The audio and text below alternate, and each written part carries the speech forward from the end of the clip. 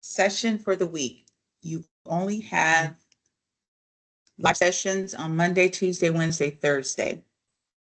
Obviously, your class is still open throughout the week. Your class will be open for the next 4 weeks until November 20th, but you only have live sessions on Monday through Thursday. All right. So today, guys, we're going to be in chapter 7. Remember, we are reading chapters 1, 2, and 7 for the week.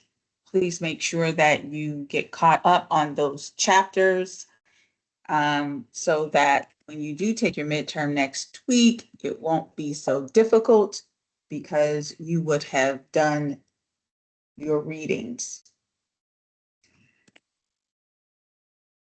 Now, I wanted to give a quick little recap before I thought I did, I didn't put it here, so let me go ahead and do it.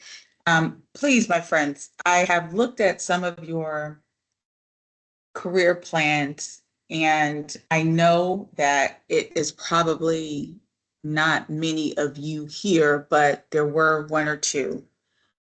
Your career plan part 1. Someone please tell me, what type of goal should it be? What type of long-term goals should your long-term goal must do what? It must pass what type of test? Somebody tell them. SMART test. Thank you for the people in the back. It has to pass the SMART test. Can someone please explain to the class what the SMART test is? Even if you don't remember all the acronyms, please explain. Someone help me out. That it has to be achievable. Mm-hmm. What else?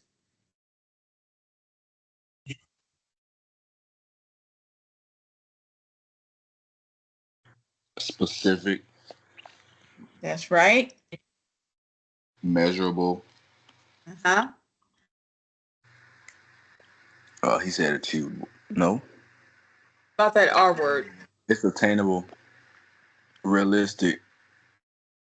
Word. Realistic and timely. Can someone give me an example of a SMART goal, long-term goal? There's a few people that are having some difficulty with this. So I want someone, maybe you could even tell us what your SMART goal was if you feel like you did it right.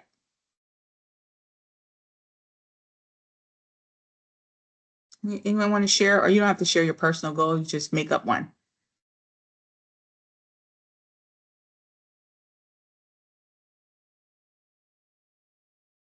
Go ahead. Go ahead, Devon.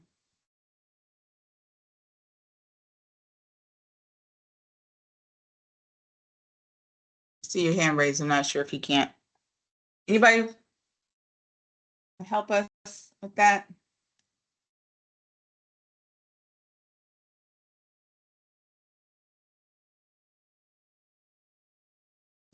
We see your hand raised, but I'm not sure if you can hear us.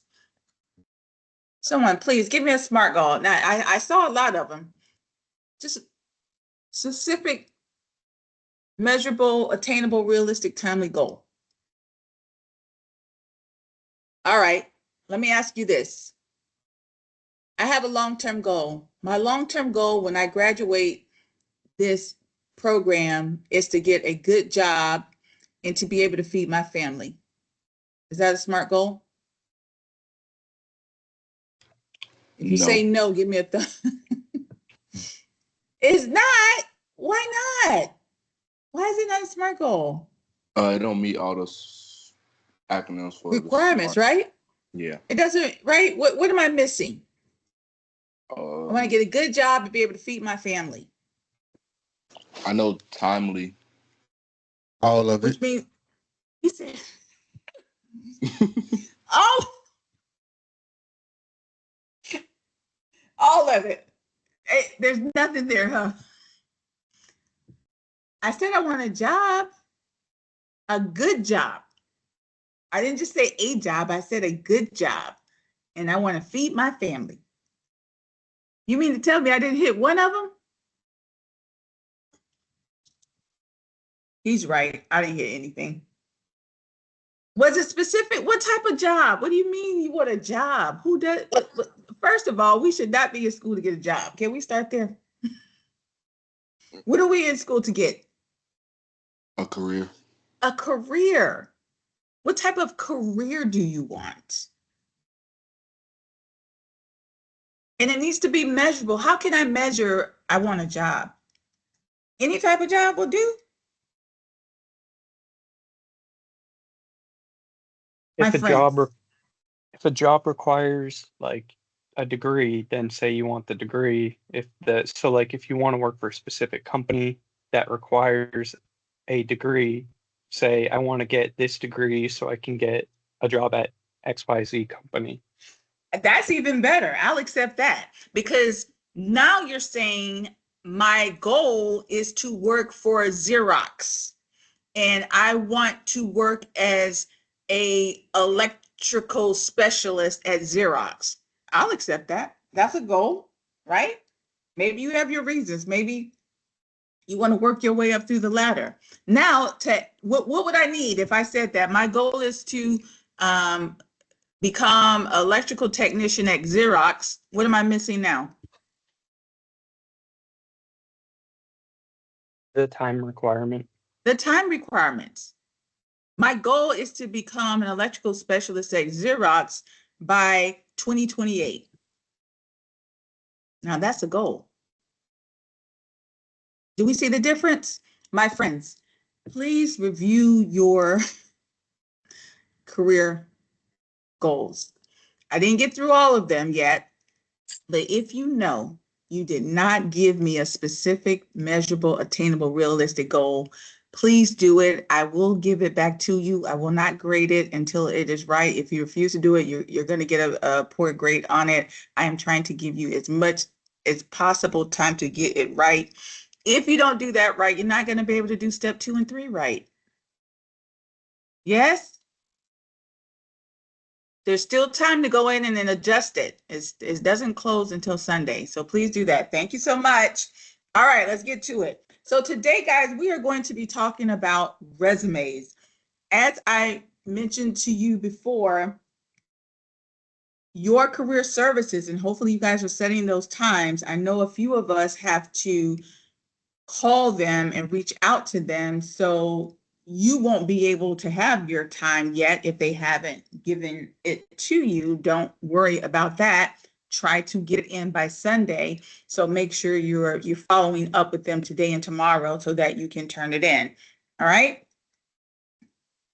But what we're going to explain today, I am going to tell you how resumes are written. Even though career services will be assisting you in writing your resume, I need you to understand what's happening. I need you to understand why it's important to write. See, I caught myself this time. I was fiddling with that other computer. And most importantly, how you will have to adjust those resumes each time you apply for a job. All right. So with that in mind, what is a resume? We know it is a written document that lists all of your qualifications, but it also talks about your work experience and your education. The purpose is to convince potential employers that applicants' experiences and skills match, circle, underline, highlight the word match, job qualifications. The purpose is to convince potential employers that applicants' experience and skills do what? match job qualifications. What are you trying to say, Miss Taylor? That every time I submit a resume to a job, I need to make sure my resume matches the job qualifications? Yeah. And some of you are saying, well, duh, but wait a minute. No two jobs are alike. So what does that mean? Every time you submit a resume to a new job, you may have to change your resume. So why are you doing a resume now, you might ask? Well, you need what we call your standard resume that identifies what you do mostly. For example, I have well, I'll just say dual career. I've taught college for 20 years. However, my skill set is finance, technology, and contracting. The work I've done has been everything from investment accounting, financial analysis, financial stuff, corporate finance, government contracting, that type stuff, as well as almost 20 years teaching.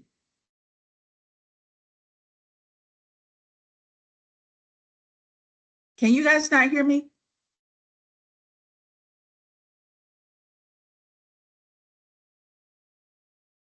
Okay, someone just texted me they can't hear me, but you can, right? Yeah, I can hear you. Um,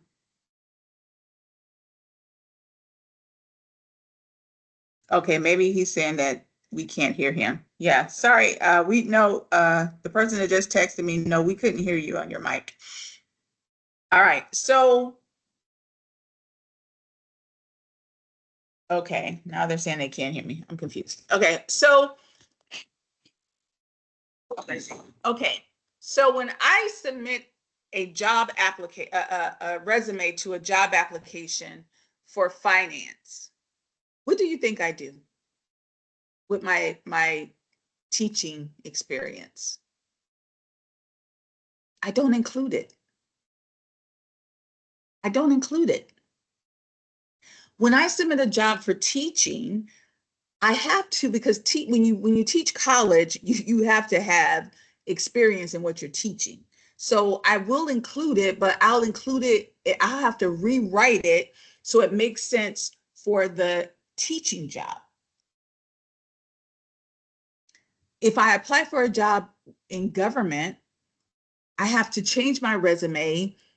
I don't even put on the teaching at all. I put, unless they say, oh, we want you to also train, then I have to add on the training.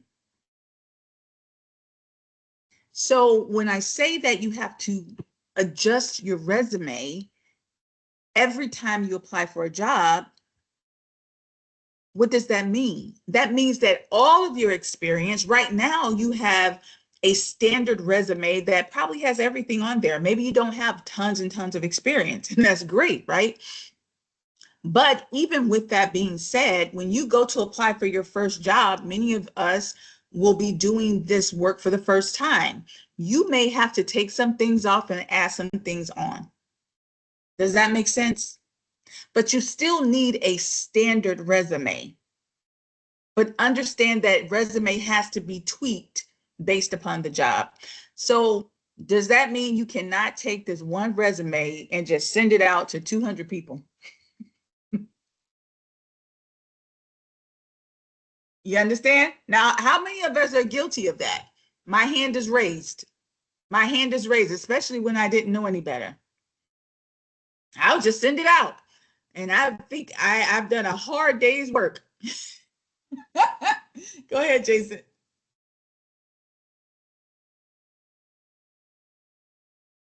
Or were you just agreeing? Okay. I was Yeah. agreeing, my bad. Let me tell you, I am guilty as charged. And hold on, and then have the nerve to be upset when nobody calls me back.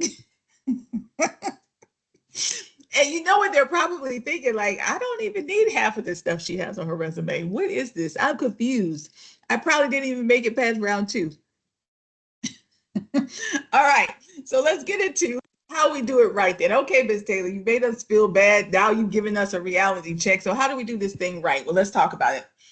Listen up. Very, very important. You want a job, right? You want one quickly. You don't want to waste time looking for a job. Has anyone ever looked for a job longer than a year? Give me a thumbs up. If you've ever looked for a job, look at that. Yeah, yeah, yeah, me too. 9 months, 6 months. A lot of that has to do with how you write your resume. On the screen, it says you have to ensure that as many keywords from that job advertisement is on your resume, if it is true, obviously. You have to have had either the skill or the experience for as many keywords as possible. What are those keywords? I wonder if someone can connect the dots for me. We learned about them on Monday and Tuesday. What do you think those keywords come from? What type of skills? What type of skills create keywords? Would it be the hard skills? And And the soft skills? the soft skills. And the soft skills. So keywords are hard and soft skills. So many of us neglect the soft skills. Any advertisement that you see will have both hard and soft skills. How many of us truthfully pay attention to the soft skills? We probably don't. We're like, man, you need this. I got it. Let's go. Or so we think. But that person is looking for something specific, just like, any of their goal is to hire someone and they're looking for something very specific and they want to be able to measure that you have what they are looking for. So they take the time to put those keywords in the job advertisement, and then we don't even take the time to read them or make sure that they are in our resume. Well, let's look at an example here. This example is for a welding job, and it reads that they want you to be able to read and interpret blueprints, schematics. Notice the keywords that I've highlighted. Now, here's the thing. Do companies tell you what the keywords are? No, they put hard and soft skills on there. And if you supposedly have the skills, you should know how to identify those keywords, right? So you have to go through the advertisement and highlight, okay, they want me to read and interpret blueprints. I know that's important as a welder. They also want me to be able to set up and maintain welding equipment, including selecting and installing torches, tips, and filler rods. Let me go ahead and highlight that. I know that's important. They want me to be able to do what? Select the appropriate welding process. That would make sense. And I'm not even a welder. All right. They also want me to operate both manual and semi-automatic welding equipment. They want me to be able to inspect. Y'all see this? So you should be going through the job description, the job posting, right? And highlighting these key words. Now, what are you going to do? You are then going to go back to your standard resume, and you are going to make sure that your resume has as many of those keywords as possible. And now I'm going to tell you how to do it, because even if you do not have the experience, you should have the skill, or you shouldn't be applying for the job in the first place. Make sense? So if you're not able to have it in the experience area, there's other places on your resume, which I'll talk about, that you can have it where you can talk about your skills and your ability to do a job, even if you have not done that job in the past. Why is this important? My friends, y'all ever heard of Elon Musk and what's that other man's name from Amazon, and the Microsoft guy, and all those IT people? So you know what they've done, right? They've created all this software that companies use to make life so much more efficient. Don't we love all this efficiency? So let me tell you what they've done. They've replaced humans in HR with automatic tracking systems to review your resume. Clutching my pearls. Yes, clutch your pearls. That means that 70% of resumes are never seen by a person.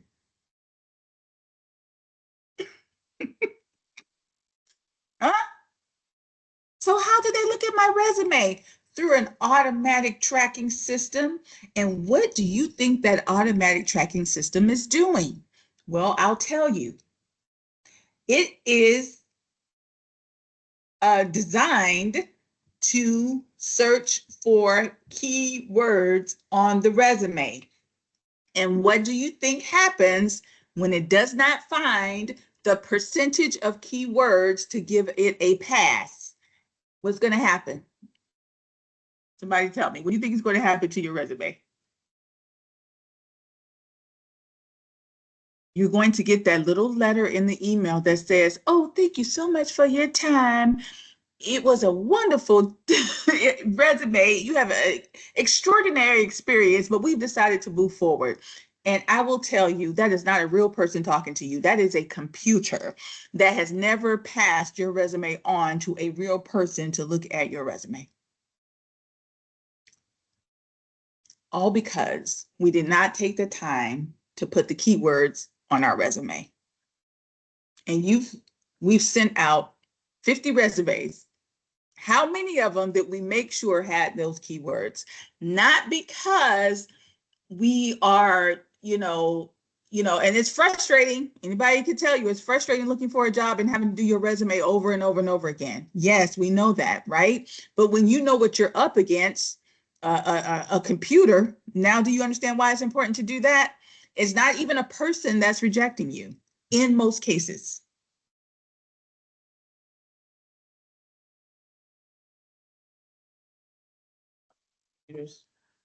Go. All right. So what then do you need to ensure is on your resume? These are the different sections. Every resume has to have a heading. Clearly, they need to know how to get a hold of you. That goes without saying. This next section is one place where you can highlight things that you may not have done, but you have the ability to do. It's called a summary section. Some people call it qualifications section. Some people call it a profile. What it does is give a brief overview of what's on your resume. It is a very important section to have. I see resumes that don't have that, and I want to tell them you are shooting yourself in the foot because these automatic tracking systems are set up, right? They're programmed to go through the summary section, the skills section, the experience section, and the education looking for keywords. So you want to have as many of those keywords on your resume as possible. So put that summary section back on your resume if you don't have it. All right. So when we go through each one for the heading obviously needs to have your name, full name, your phone number, or some people use Google phone numbers, you know, whatever number you want them to have, an email address, and watch this, your geographic location. Do not put your address on your resume. Unfortunately, and I will say this throughout this course, there are, for as many good people, sometimes I want to say there's an equal number of bad people, but there's always bad actors. There's always people that will do something nefarious if given the opportunity. There are people that post fake jobs on those job boards, Indeed, LinkedIn, all of the above. And they are doing what we call phishing. We'll talk about that in this course.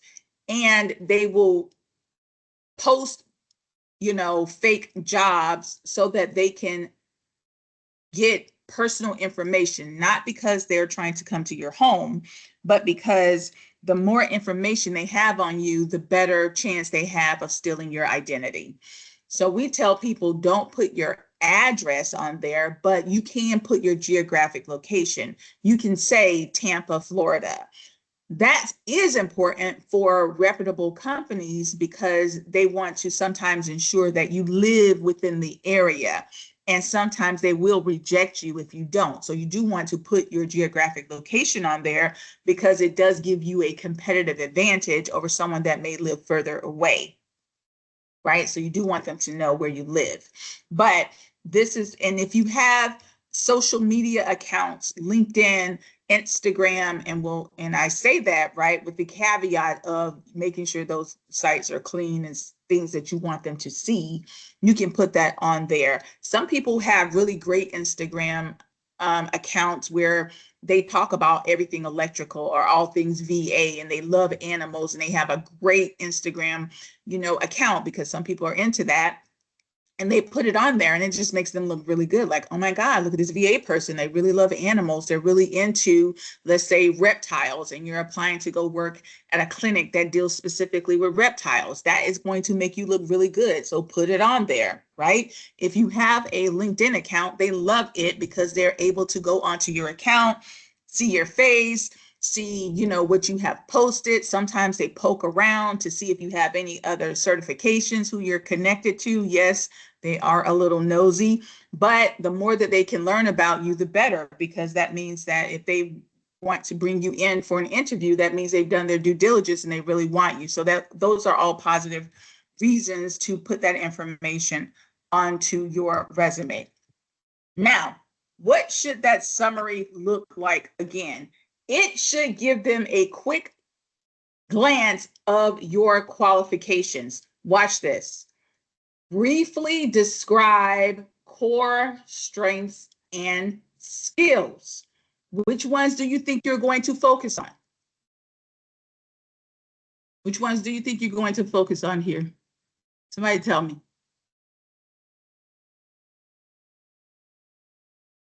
Which core skills and strengths am I going to focus on in this summary? The ones that they care about. The ones from that job posting. So that means I have to change my summary section each time to make sure, yeah, Do you wear the same outfit when you go on a date? No, you date different people, you wear different outfits, right? It's still you, but you got to look the part.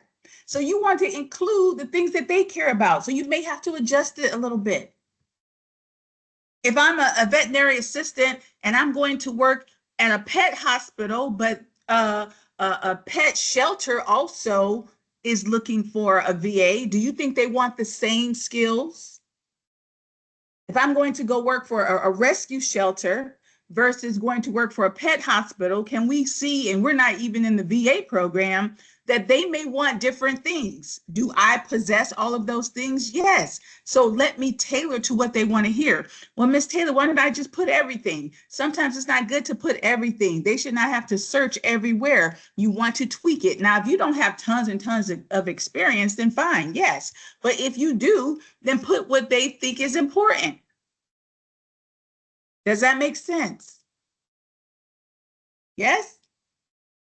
Especially if all of your skills come from the school, then you definitely you want to really beef up that summary section, because you want that person to know, okay, listen, when you look at my resume, you may see Target and working in an administration office at a construction company, but I want you to know I do have these skills. So let me place them right in the summary section. We're also going to learn next week how we're going to take that summary section and we're going to use it to promote ourselves through what we call a personal brand. So it's also important to have that summary section. Work on putting that summary section up. You will need it for next week. So don't skip out on that process, all right? Demond, your hand is up. I don't know if you need anything or it's just up by mistake.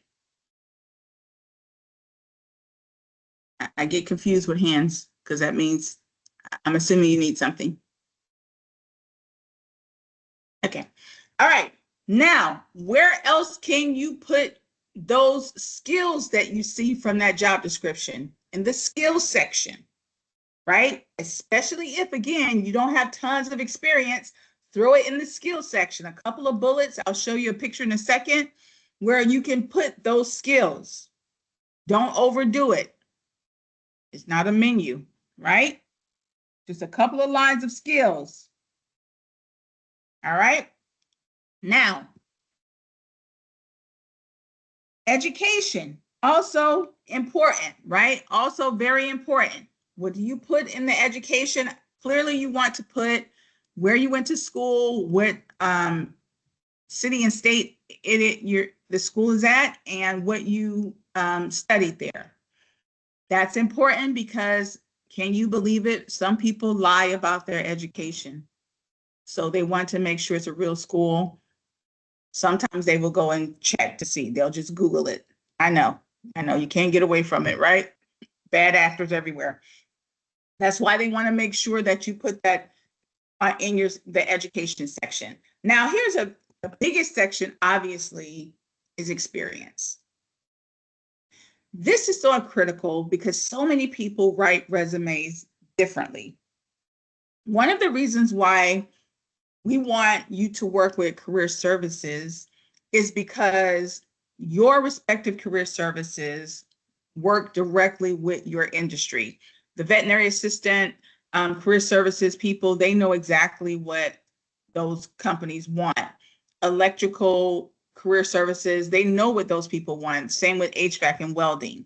So they are going to tell you, hey, make sure you have this, this, and this on your resume, right? Make sure it looks this way. So we are going to defer to them. As an educator, I'm going to tell you overall what you should put in there. But if you're a career services person, say add this in, take this out, then that's fine as well. All right, because they're talking to you specifically for that particular type of job. Now, here is something I say, and this is my preference. It's in the book as well. I used to write resumes for federal people, for people that were getting out of the military, transitioning into federal jobs, transitioning into civilian jobs. Obviously, as a professor, I do it. I'm going to tell you, in my humble opinion, please do not ever not have these two things in your experience section.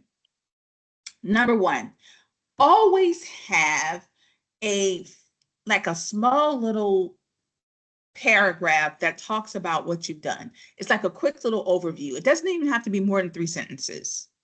But please never, ever, ever not have at least 3 bullets that talk about how well you've done that job.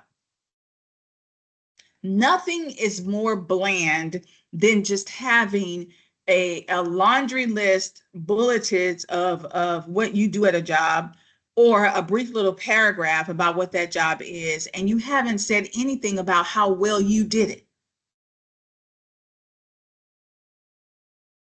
Yes, in that experience section, you want to have as many trigger words as possible, right? So you're trying to focus in on what you've done. If I'm in the VA field, and let's say I have done some work with animals, but nothing formal, but maybe I used to volunteer at a pet shelter, I'm going to try to put as many keywords there as possible. Or let's say I don't have any experience. I'm in the VA program and I used to work in construction, but I'm going to work at this hospital and they want me to work the front desk. So what do I have? I probably have customer service skills. I probably have, documentation management skills. I'm going to see as many skills as that job description has that I have. Some of those are technical skills, and some of those are soft skills too. They may say the ability to lead a team. I'm going to throw as much of that into that experience as I can, especially if I don't have as many technical skills. You see what I'm doing? So as many keywords as I can for work I've actually done, I'm going to put into that experience section. Does that make sense, guys? I don't care if you used to work at Target and you're going to work in electrical, but let's say you're going to be dealing with residential.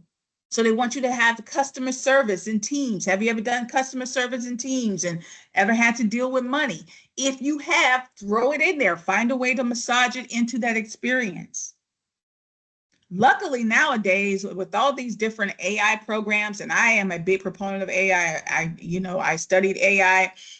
You can use AI to help you, craft your resumes to make sure that they have that. A lot of times what I will do, I will put in, my old resume, and then I'll give the AI some other, advice. I'll say stuff like, or another prompt is what it's called. I always try that to. Another prompt is what you're giving it. I'll tell it also include, other words that a cashier may do. Let's say I was a cashier, but sometimes you can't remember every little thing that you've done. So I'll say use this resume and plus include other details of what a cashier does to apply for this front desk VA job at this pet hospital. And I'll let AI give me back some examples, because a lot of times you don't remember. It doesn't mean that you're not being truthful. And then it'll say, okay, well, here's a resume that includes those things. Do you like it? And you're like, oh my God, I didn't even think about it. Yes, I've done that. Yes, I've done that. And let AI help you to match up some of what you've done with what that job description is doing. Does that make sense? And you can literally copy and paste that job description into an AI model, upload your resume, and tell it to do its work. Like, you don't have to do this by yourself. Nobody is going to say, did AI help you with this resume? No, they're going to say, is this right? If the information is right, it's right. They don't care who wrote it. What's the difference between AI helping you write your resume and the career services person? Make sense? Right? The point, that way, it doesn't matter if you have to redo, and you can do that every single time. And that is what I do. I've been doing it forever. Anytime I apply for a job, I always upload my resume, upload the job description, because maybe AI is going to catch something I'm not going to catch. And I've been doing this job for almost 30 years. It's going to catch something. I'm like, oh yeah, I forgot I did that. Oh yeah, this is how I should frame that out. It also will do a cover letter for you. And cover letters, my friend, I feel like they get you at least a 20% more chance at a job than submitting your resume without a cover letter. That's just my humble opinion. But anyway, all right. So there's a lot of different formats you can use for resumes. All that basically means is what they look like. You guys can probably see them all over the place. Some of them look more, just, with colors in them. Some of them don't use colors. Some of them use what we call chronological, which basically means that, it goes from the most recent job you've had to, the earliest job that you've had. Some of them, like you guys don't use them much, but in education, we use different types of resumes. We call them curriculum vitae. Technical people, IT people tend to use combination type, skill set type resumes. But for most of you all, you will use just your standard chronological resume. Some companies will ask you to give them your resume in a Word format or a PDF format. A lot of times when it's PDF, you already know for sure they're going to put it through a tracking system, but make sure you pay attention to that. The other reason why they'll ask you to do that is because if it's in Word, sometimes if the person is going through your resume, they may make a mistake and delete something because they're trying to highlight from your resume. Most times they'll print it out, so not to do that. But most times I've seen them ask for your resume in PDF format. Just make sure you pay attention to that. I've actually seen some companies get, feisty about you not doing it. Make sure it's in PDF. So make sure you're reading that job description to know how they want you to send it to them. All right.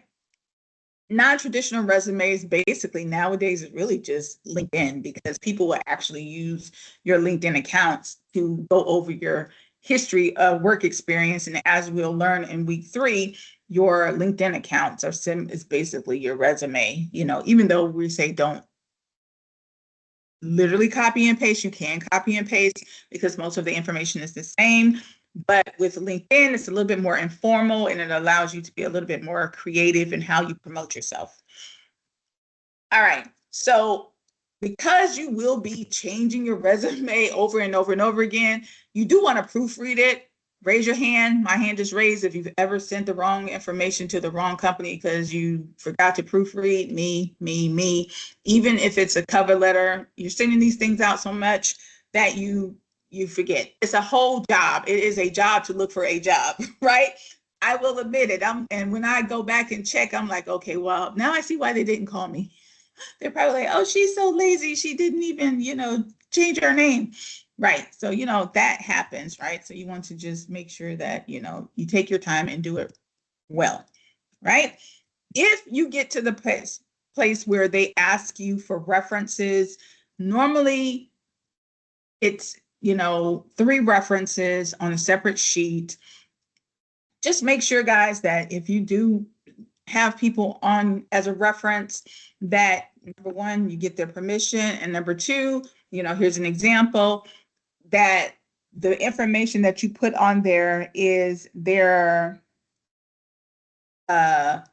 professional information. Make sure you get their approval for what information you're passing out. Some of them want you to put personal, some people say professional. So just make sure you ask and make sure you let them know. Like if you get to this point in an interview where you have to provide references, if that's necessary, just let the people know. What I tend to do when I have people as a reference, I always send them the job description and I always tell them what to focus on. I don't know what the people are going to ask them, but if it's a true reference, and I always keep, enough bridges that I have good people I've worked with in the past that they always, serve as a reference for me.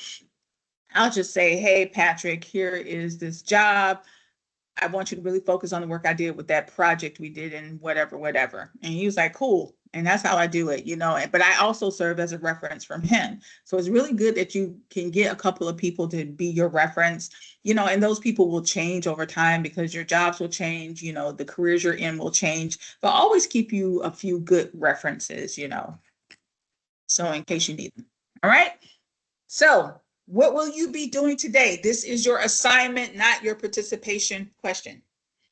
For your assignment, please, this is something else that I will turn back if it's not done correctly because it is so important for you to get done right. It's only a few things in this class that you really, really need to get done right because you will be doing it over and over and over again in your career. This is one of them. For this assignment, I want you to do a little research. We're going to pretend that we are looking for a job. And I want you to go to Indeed.com, LinkedIn, whatever job board that you want. And I want you to find 3, 1, 2, 3, 3 jobs that you would like. make sure that those jobs have at least 3 hard skills and 3 soft skills in common with each other, or use a different job. Does that make sense? And here's what you're going to do. Please do not forget this part. I want you to copy and paste the URL from that job. As a matter of fact, I'm going to show you how to do it because I always get a few people that don't understand what I'm saying. So let me do this. I'm going to stop sharing for a second, and I'm going to show you what I want you to do. This is important because it is just going to get you in the habit of looking up jobs and paying attention to what they are looking for. So what I'm going to do, I'm going to sign out of my Indeed. And it always wants you to log in nowadays. I'm going to put in Orlando. Give me a minute. I haven't shared this with you guys yet. I'm just trying to set it up. All right. So, and I'm just going to do, what y'all want me to do? Electrician. I'll just do that for a minute. 1 second. Okay. So I'm going to come back and share my screen with you guys.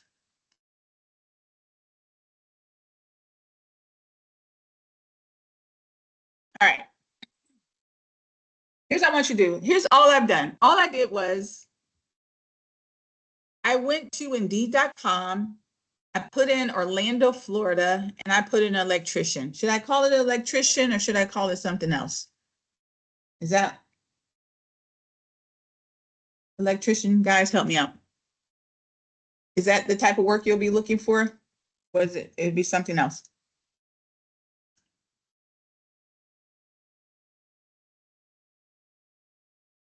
Tell me Maybe something. maybe electrical field or something electrical. Electrical? Yes. Is that how they do it? They don't do it as electrician? Yeah, electrician. When you do electrical, more options will show. Oh, okay. So like, did I spell that right? No. All right. I'm just gonna do electrical, right? And I'm gonna say Orlando and I'm gonna search. Now, what I want to find are at least 3 jobs that are things. So I see right here electrical foreman, I see electrical lineman, I see electrician, electrical superintendent, commercial electrician. So there we go. I see 1, 2. I'm gonna take commercial electrician and electrician. Now, when you click on commercial electrician, right? I clicked on it. I want you to notice something that you probably don't pay attention to, but right here, you see this is called a URL. See how I just highlighted it? That is what you're going to give me. You're going to highlight it right here, and all you have to do is right click and copy. And it will take me right to this commercial electrician job, right? So even if I wanted to, see, go to Word really quickly.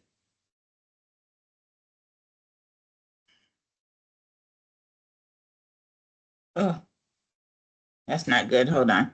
Well, I could convert that, but y'all can't see it no way what I'm doing. So hold on. Enter. Let's see if it'll let me take something a little shorter because it's giving me. Let me do apply now. My computer's moving slow. Apply now. All right, there we go. It's still giving me, that's okay.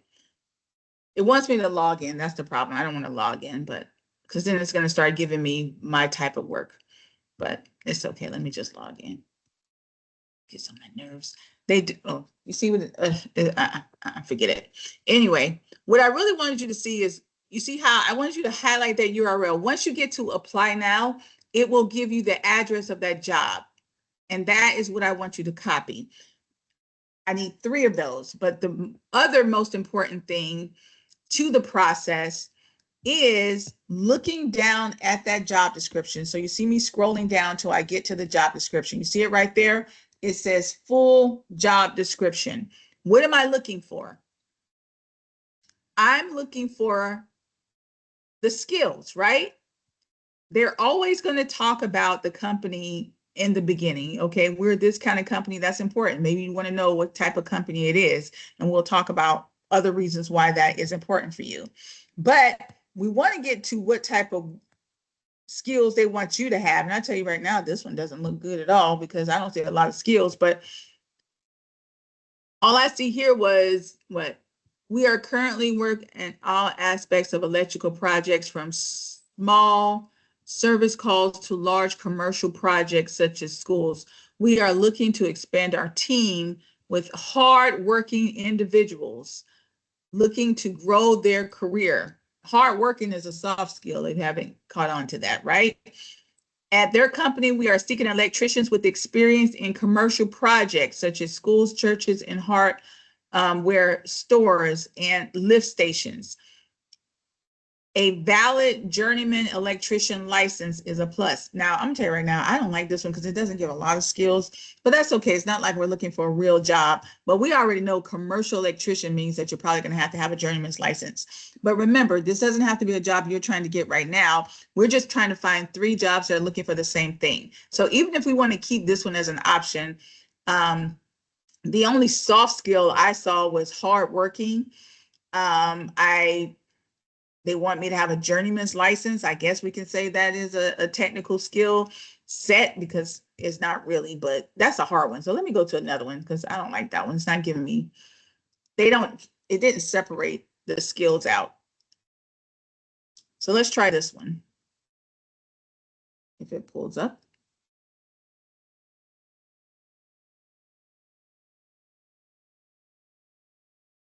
This is annoying. All right, let me try another one. Try this one. All right, electrical B, I don't know what that means, but our values, job summary, here we go. Essential functions and responsibilities. They say they want you to be able to do what? Now, I don't know what any of this means, but maybe you guys do. They want you to work with this type of VDS system. They want you to be able to, look at this, coordinate and consult with other team members to design and lay out detailed components. Y'all notice that's a soft skill. Self-check your own work. Soft skill. Work with drawings, sketches, and scanned images. Hard skill. Y'all see? So if I chose this one, then maybe I'll go to this one to see if they also want the same type of thing. Actually, I feel like because we put electrical, it's giving us way too many weird jobs. If I wanted to do like, because you want to narrow it down. You don't want to be searching all over. You want to take this long, right? So if I put in veterinary assistant, and then I'm just going to put, yeah, I'll just leave Orlando, Florida. And I go down. You guys can still hear me, right? Okay, good. Right. So if I go down, veterinary assistant / receptionist, right? I'm going to look down. Okay, there are the duties. I love it. It's in my face. Most times here, they want you to provide animal restraints. As VA people, we already know that already, right? Administer medication. These are all technical skills. Manage clean and organized work environment. I think that's a soft skill. Manage front desk operations, including scheduling appointments. That's a hard skill. Communicate effectively. That's a soft skill. So I may take this one, and then I may say, let me go to this one. Experience that. Let me see what else they want. I'm going down. Job description. Look at that. Pet restraint. There's one that wants the same thing. That's one. They also want me to collect and analyze lab samples. They want me diagnostic imaging. There's another one that looks just like the first one, right? Keep going. Administration of medication. There's three right there. There's three technical skills. Y'all see what I'm doing? Why do we want to do this exercise? Because we want to get comfortable. We want to get used to what these people want. This is why I want you to do the exercise. If we come down here, effective communication, that's a soft skill.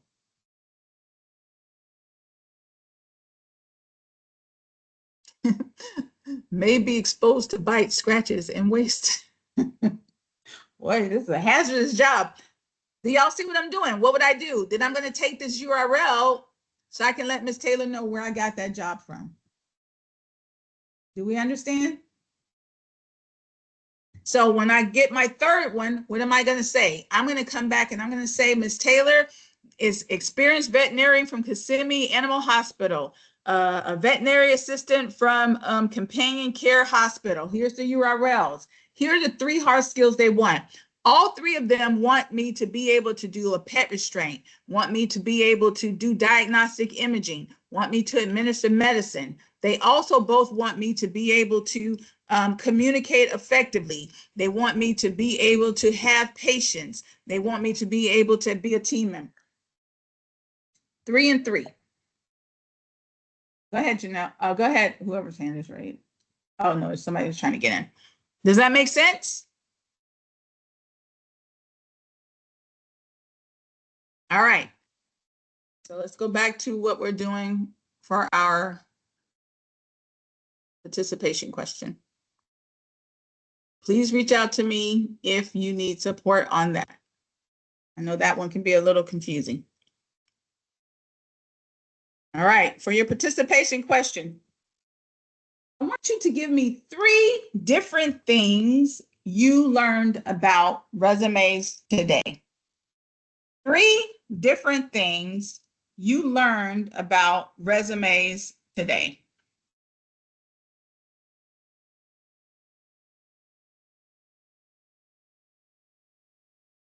Three different things you learned about resumes today.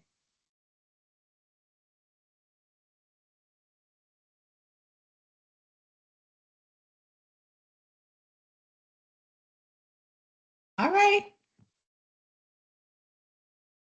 Remember, we do not have a live session tomorrow. I know you're torn up about it.